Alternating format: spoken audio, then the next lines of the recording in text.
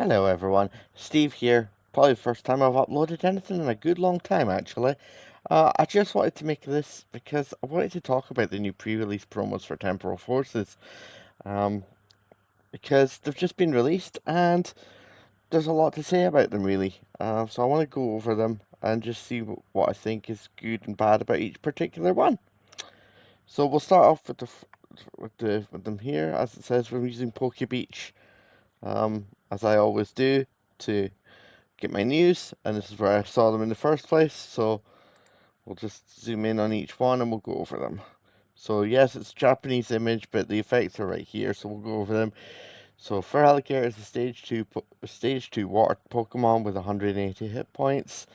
It's got the ability Torrent Heart. Once during your turn, you can put 5 damage counters on it, so it's a good thing it's bulky. And if you do that, it does 120 more damage to your opponent's active during this turn. And then it's got the attack Great Wave for 2 energy, 160 damage, but it can't use it next turn. Now, I just want to start off by clarifying I'm only going to be talking about these from an actual pre release perspective in terms of how they will operate within the pre release. So, I think for this one, I think Feraligatr's not great for pre release. Um, Now, even though it's only a 4 price format, um, your problem with this is it's a stage 2, and it's very unlikely you're going to have rare candy at your disposal in the pre-release. So you're not going to be able to skip Croconaw. You're going to have to take two. You're going to take essentially 3 turns to bring this out, and then you're going to so in the time that you're setting it up, you're going to probably take some attack damage. So you're not even going to beat the full 180 when it comes out. You're also going to have to put extra damage on, so that's even rougher. And then it just means that this does 280.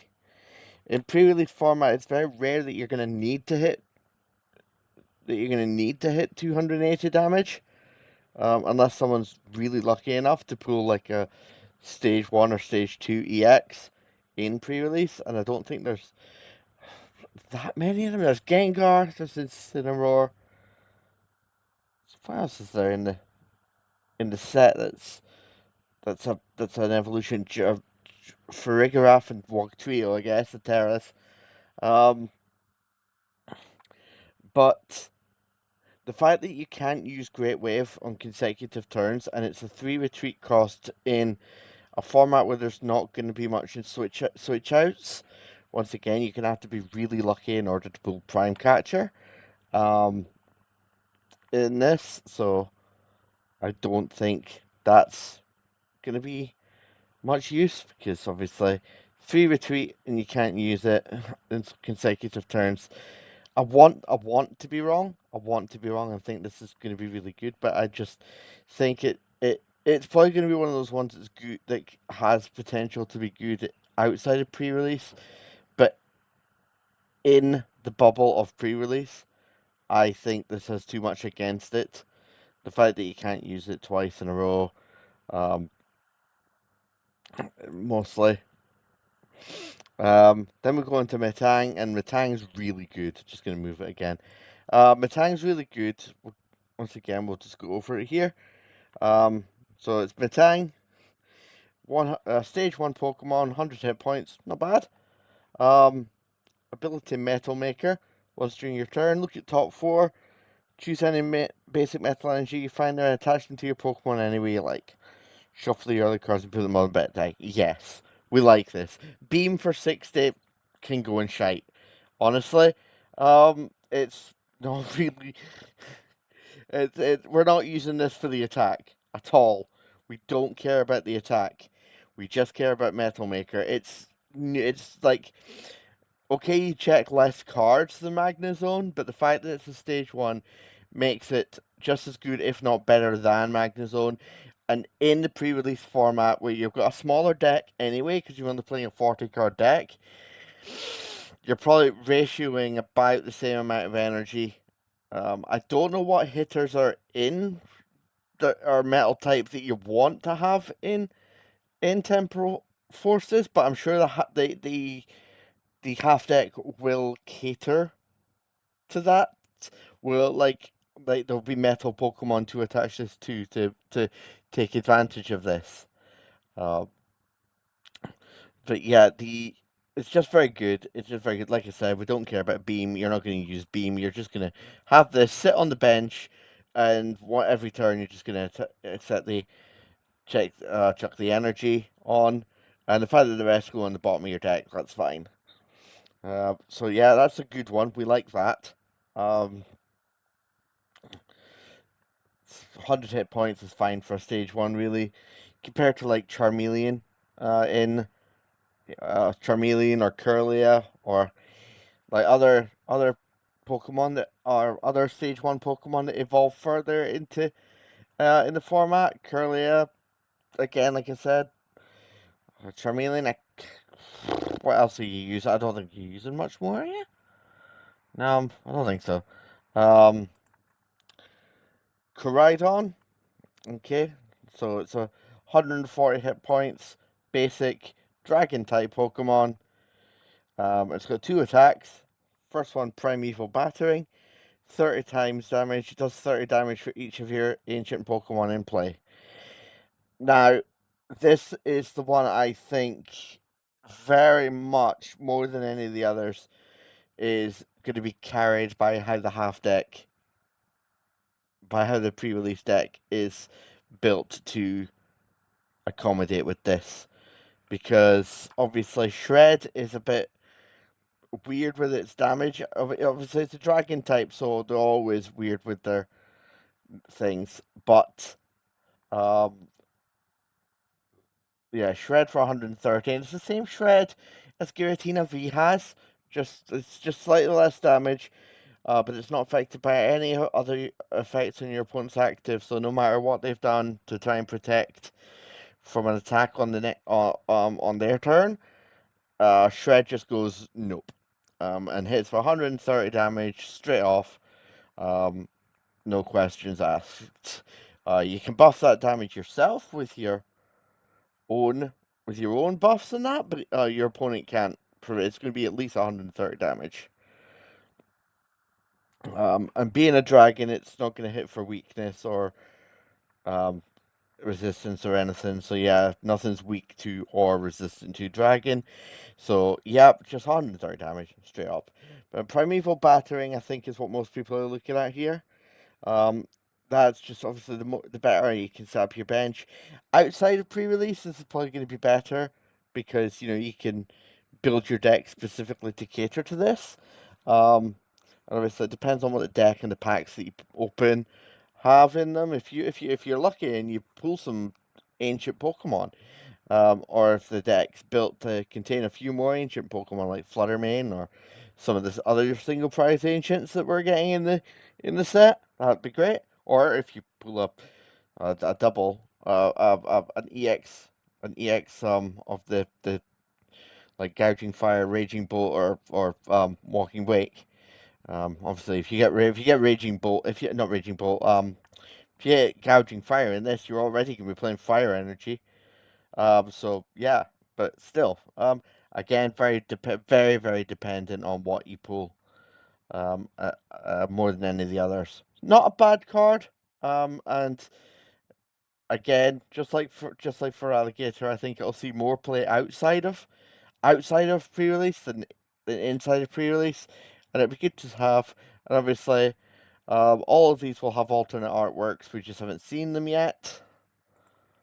And then last of all, we've got Miraidon, and I personally, I think this is the best one of the lot of the four of them, just because this doesn't need any other support in the pre-release decks. You could chuck this into anything, um, like in the pre-release decks, like speed peak for 40 damage with one energy and search for up to two basic and attach them to your future Pokemon.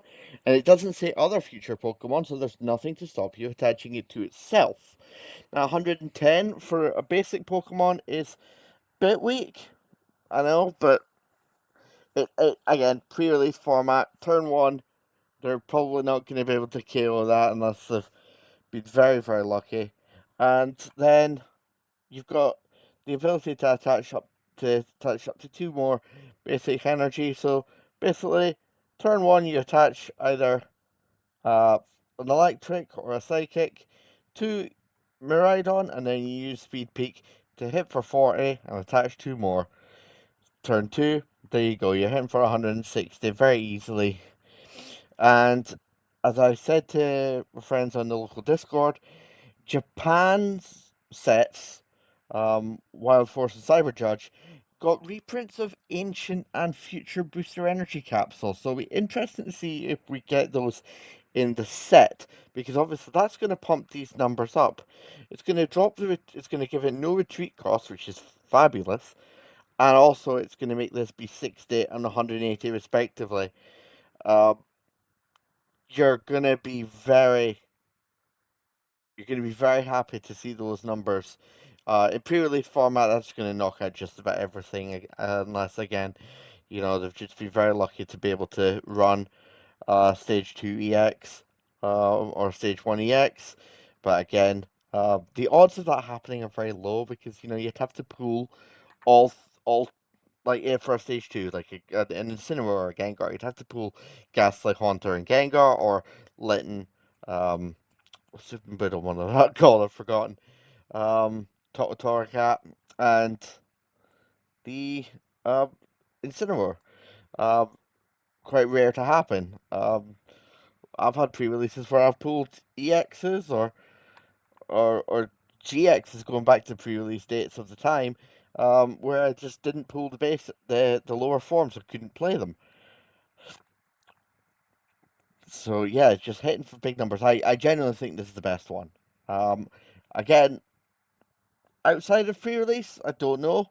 Again, energy acceleration for future Pokemon is good, especially if you just use this turn one, hit some damage on a bit on a small Pokemon, to accelerate energy onto a bigger hitter for later, maybe an Iron Crown, um,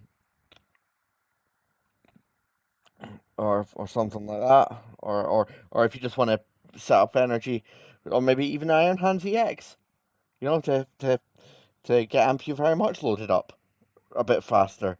This would be good because again it is running electric energy, so you might as well use it with Iron Hands to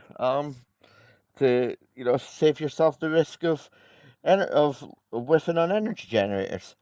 They're all good cards. They all have potential. I think. I mean, granted, I don't know about for Alligator because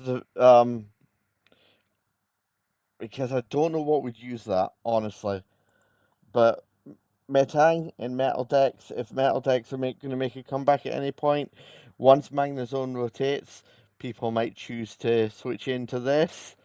Um, it would take up less deck space than Magnezone anyway. Um, Koraidon is definitely going to see play in future decks once the set releases, and Miraidon, I think, in future box decks going forward. I think these two are definitely going to see a lot of play in the future and ancient box decks, respectively. But I just thought I'd have a chat about the cards. What do you guys think? Let me know downstairs, in the comments downstairs. Um, which one are you hoping to pull? What are you hoping to pull in Temporal Forces entirely? What decks are you going to run going forward? Let me know about things in the comments below. And if you like the video, like it, give me a give me a subscribe.